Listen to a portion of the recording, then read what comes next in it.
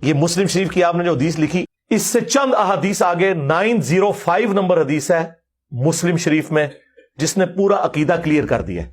اور وہ حدیث ایسی حیران کن حدیث ہے کہ اس میں امام مسلم نے اپنے کمنٹس بھی ڈالے ہیں. اور امام مسلم نے کہا کہ میں نے کہیں یہ دعویٰ نہیں کیا کہ جتنی دنیا کی صحیح حدیثیں ہیں وہ میں مسلم شریف میں لے کے آ رہا ہوں. البتہ میرا یہ دعویٰ ہے کہ میں مسلم شریف میں وہ تمام صحیح احادیث لے کے آ رہا ہوں جن پہ امت کا اتفاق ہے. اور پھر امام مسلم نے کہا کہ میرے نزدیک ابو ہریرہ کی حدیث درست ہے اور ابو موسیٰ اشعری کی بھی 905 نمبر حدیث کے انڈر، کہ امام اس لیے بنایا جاتا ہے کہ تم اس کی پیروی کرو. جب امام کہے اللہ اکبر تم کہو اللہ اکبر، اور جب امام قرات کرے تم خاموش ہو جاؤ، اور جب امام کہے ولضالین تم آمین کہو. تو اس میں تو کلیئر ہو گیا کہ کس قرات میں خاموش رہنا ہے. اور امام مسلم کہہ رہے ہیں یہ حدیث ابو ہریرہ بھی روایت کر رہے ہیں. تو ابو ہریرہ تو کہہ رہے ہیں جب پڑھا جائے سورۃ الفاتحہ کو تو خاموش رہو، اور جب ولضالین تو آمین. وہ کہتے ہیں نہیں اس میں قرات کا ذکر ہے، فاتحہ کا نہیں ہے. سرکار قرات کا ذکر ہے تو فاتحہ کا ہی ذکر ہے، کیونکہ اس میں الفاظ ہے جب امام قرات کرے تو خاموش ہو جاؤ، اور جب ولضالین کہے تو آمین کہو. سمجھ آئی؟ تو یہ فاتحہ. اور نہ سمجھ آئے تو بخاری مسلم میں ایک اور حدیث ہے، عبداللہ ابن عمر کہتے ہیں کہ نبی صلی اللہ علیہ وآلہ وسلم، حضرت ابو بکر اور حضرت عمر اپنی قرات کا آغاز الحمدللہ رب العالمین سے کرتے تھے. قرات سورہ فاتحہ بھی ہے اور اس کے بعد والی بھی ہے. پیچھے کیا رہ گیا؟ تو حضرت ابو ہریرہ رضی اللہ تعالیٰ عنہ کا بھی یہی عقیدہ ہے جو ہم بیان کر رہے ہیں. سختوں میں جتنی بار نماز پڑھاتا ہوں الحمدللہ سکتے کرتا ہوں، فاتحہ پڑھنے کا ٹائم دیتا ہوں، لیکن یہ نہیں ہو سکتا کہ آپ قرآن کی مخالفت شروع کر دیں. وَإِذَا قُرِئَ الْقُرْآنُ فَاسْتَمِعُوا لَهُ وَأَنصِتُوا لَعَلَّكُمْ تُرْحَمُونَ. جب قرآن پڑھا جائے خاموش ہو جاؤ اور توجہ سے سنو تاکہ تم پر رحم کیا جائے. اب وہ اس چکر میں پڑ جاتے ہیں. اہل حدیث میں حیرانگی ہوتی ہے، اہل حدیث کہتے ہیں یہ تو مکی آیت ہے، یہ مدنی کا. وہی والی بات جو بریلوی کہتے ہیں ایسے بتوں دے بارے چاہے تسی اے بزرگوں تے کیوں لاتی. اللہ کے بندو اللہ سے ڈر جاؤ. امام نسائی نے چیپٹر کی ہیڈنگ میں یہ آیت لی ہے اور اس کا فارم بیان کیا ہے کہ یہ جنرل آیت ہے، جب بھی قرآن پڑھا جائے گا. اور اس سے بڑھ کر جز القراء میں امام بخاری نے جو اپنے کومنٹس کیے ہیں 36 نمبر حدیث کے کانٹیکسٹ میں، اس میں ضعیف کا حکم لکھا ہوا ہے. وہ ضعیف ان اقوال کو کہہ رہے ہیں، لیکن جو خود لکھ رہے ہیں وہ تو ضعیف نہیں ہے نا. یعنی میں کسی کی بات کوٹ کروں تو اس پہ تو حکم لگ سکتا ہے، لیکن جو میں خود بیان کر رہا ہوں وہ تو میں اسے صحیح سمجھ رہا ہوں نا. تو امام بخاری خود لکھ رہے ہیں جز القراء میں. امام بخاری فرماتے ہیں کہ اللہ نے قرآن میں واضح فرمایا وَإِذَا قُرِئَ الْقُرْآنُ فَاسْتَمِعُوا لَهُ، جب قرآن پڑھا جائے تو خاموش ہو جاؤ اور اسے سنا کرو تاکہ تم پر رحم کیا جائے. اور حدیث کہہ رہی ہے بخاری مسلم کی لا صلاۃ لمن لم یقرأ بفاتحۃ الکتاب، کہ جو سورہ فاتحہ نہیں پڑھتا اس کی نماز درست نہیں ہے. تو امام بخاری اس پہ خود کومنٹس کر رہے ہیں کہ ہم نے آیت پہ بھی عمل کرنا ہے اور حدیث پہ بھی کرنا ہے. امام بخاری کو تو نہیں پتا تھا کہ یہ آیت جو ہے وہ مکی ہے اور نماز مدینے میں آئی ہے. حالانکہ اللہ کے بندوں نماز تو مکے میں بھی تھی، 5 نمازوں کا شیڈیول مدینے میں ہے. نماز تو نبی الاسلام پہلے دن سے پڑھ رہے ہیں اور صحابہ اکرام پڑھ رہے ہیں. بخاری مسلم دونوں میں حدیث نہیں ہے. ابن مسعود کہتے ہیں میں نے 70 سے زیادہ صورتیں حضور کے پیچھے قیام اللیل میں سن کے زبانی یاد کی ہیں. اگر میں جانتا کہ مجھ سے زیادہ قرآن کسی کو آتا ہے تو میں اپنے اونٹ چلاتا، ان کے جگر جلا دیتا، اس شخص تک پہنچتا جو مجھ سے زیادہ قرآن جانتا ہے.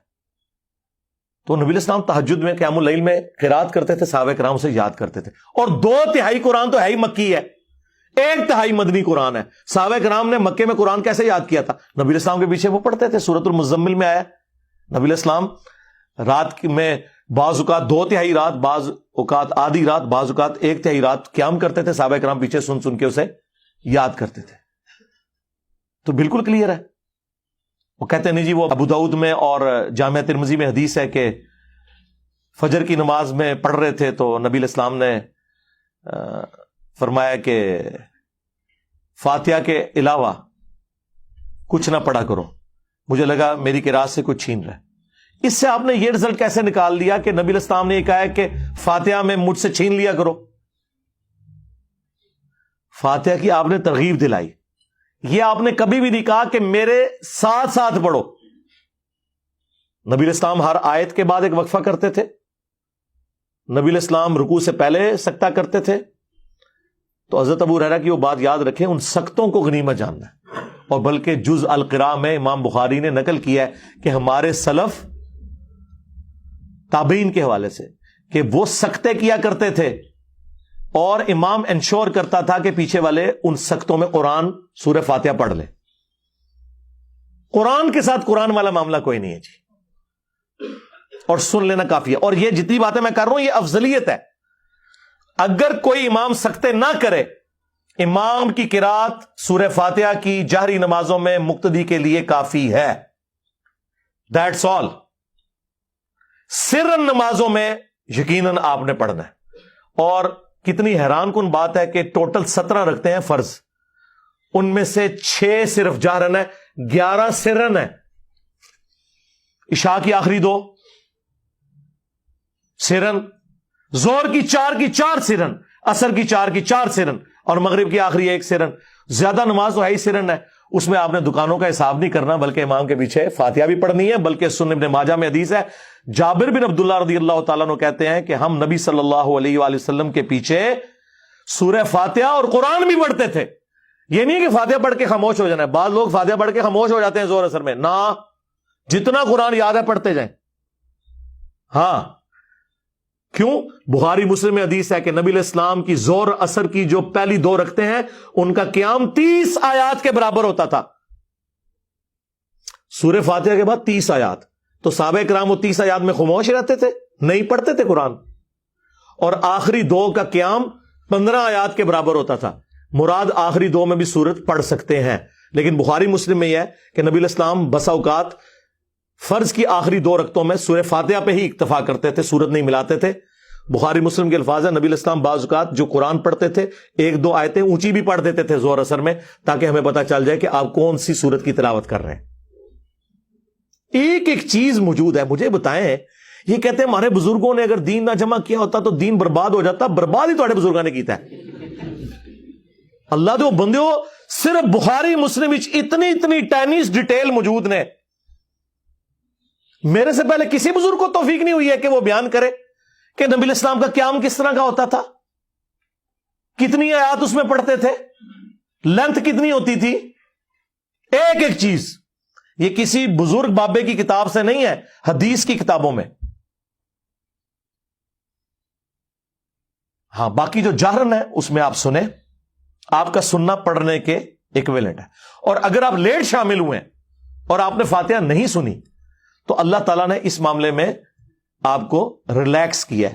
وہ امام کا پڑھنا آپ کے لیے کافی تھا. ایون آپ اگر رکوع میں بھی مل گئے ہیں تو رکعت شمار ہوگی. امت کی اکثریت اس کے اوپر متفق ہے. اور یہ جو میں آپ کو عقیدہ بتا رہا ہوں جہرن والا، اس میں اگر تھوڑا سا کوئی تفرد بنتا ہے نا تو وہ امام بخاری کا ہے، ورنہ باقی سارے سنی اور شیعہ دونوں متفق ہیں. شیعہ کے نزدیک بھی جہرن نمازوں میں آپ نے سن لیا تو کافی ہے، پڑھنے کی ضرورت نہیں ہے.